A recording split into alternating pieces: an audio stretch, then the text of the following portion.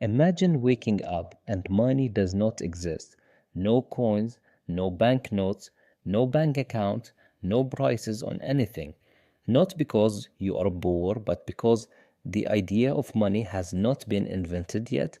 This is not a fantasy. For most of human history, this was simply the world. And the story of how we escaped it is the story of civilization itself. Picture a small farming village thousands of years ago. The sun rises over homes of mud and brick. Smoke drifts from cooking fires. Farmers walk to their fields. Shepherds lead their flocks into the hills. Life here is peaceful, but every single day is a struggle to survive. Everything a family owns is either grown, made, or traded. Every meal, every tool, every piece of clothing. All of it costs time, effort, and hard work. And as these villages grew, people noticed something. No single family could make everything they needed. One grew wheat, another raised sheep, another shaped clay into pots, another forged tools from metal. So, for the first time, people began to depend on one another, and that dependence gave birth to the very first economic act trade. At first, trade seemed perfect. Imagine you are one of those farmers. After months of work, your wheat is finally ready, and winter is coming.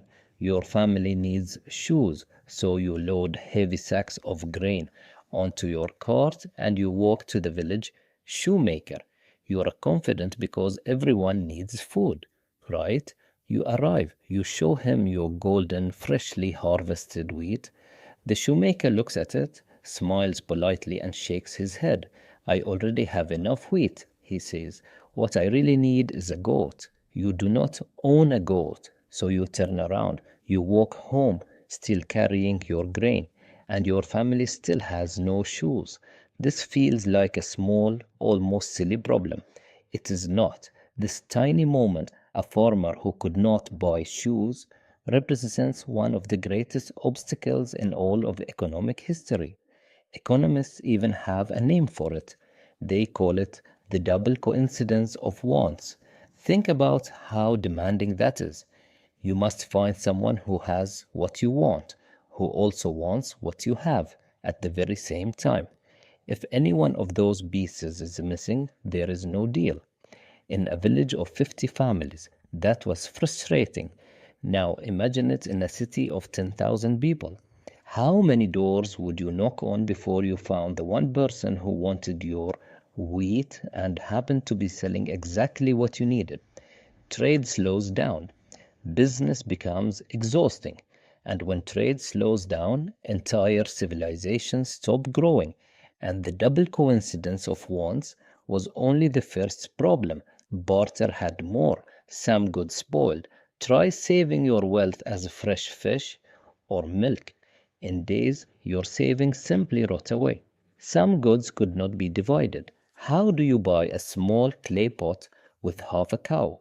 Cut the cow in half, and you do not have half the value. You have a dead animal, and value kept shifting. After the harvest, grain was everywhere, so it was nearly worthless. During a drought, that same grain became priceless. There was no fixed price, no standard, no simple way to compare one thing against another. Even paying someone for a day of work was a puzzle. Do you pay them in wheat, in sheep, in tools? And how much is a day of labor even worth when there is nothing to measure it in? For a small village where neighbors knew and trusted each other, barter could survive. But as villages grew into towns and towns into cities and merchants began traveling between them, barter simply could not keep up. Humanity had outgrown it. What people needed was not a better product to trade. They needed something entirely new, an idea, one object that everyone would accept, not because they needed the object itself, but because they trusted that someone else would accept it from them later, a thing that could stand for value itself, that could be saved without rotting, divided without being destroyed, and used to measure the worth of everything else. That single idea would go on to build banks and markets and companies and the entire modern economy. That idea was money. And here is the part most people get wrong. Money was not invented because humans were greedy. It was not invented because people simply wanted to be rich. It was invented because humanity faced a problem and desperately needed a solution. But here is what is strange. Humanity did not discover the perfect money overnight.